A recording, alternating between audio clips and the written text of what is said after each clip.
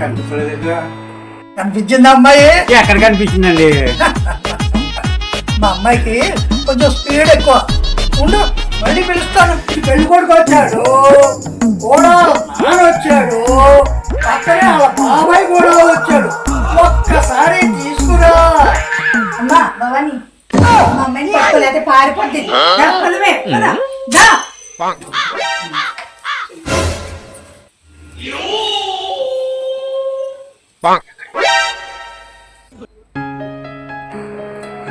అబ్బాయి అమ్మాయి ఎంత బాగుందిరా, మెరుపు తీగరా అమ్మాయి.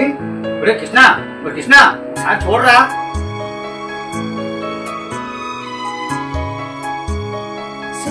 చూడే పెళ్లి కొడుకు ఎంత అందంగా ఉన్నాడు. చూడు ఒకసారి చూడు, చూడలే ఒకసారి చూడు. ఇదేంటి అల్లుడు గారు మా అమ్మాయిని చూడడం లేదు? అల్లుడు గారు ఏంటి మా అమ్మాయిని అలా ఎలా పెంచాలనుకున్నారా? ఒక్క కూతురు వజ్రంలా పెంచారు. అది అమ్మాయి మెరుపు తీగలో ఉందిరా. చూడరా ఇప్పుడు అమ్మాయి ఉందా? 2, 1.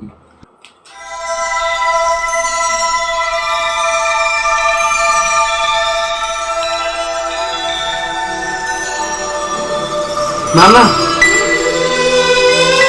అమ్మాయి వచ్చిందిరా అన్న. నేను అమ్మాయిని చేసుకుంటాను నాన్న. నాకు తనే కావాలి నాన్న. చెప్తే ఏంటి?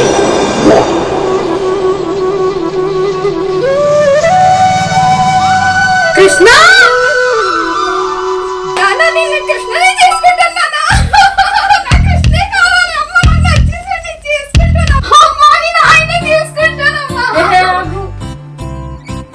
ఒకసారి మీ అమ్మతో పర్సనల్గా మాట్లాడచ్చా?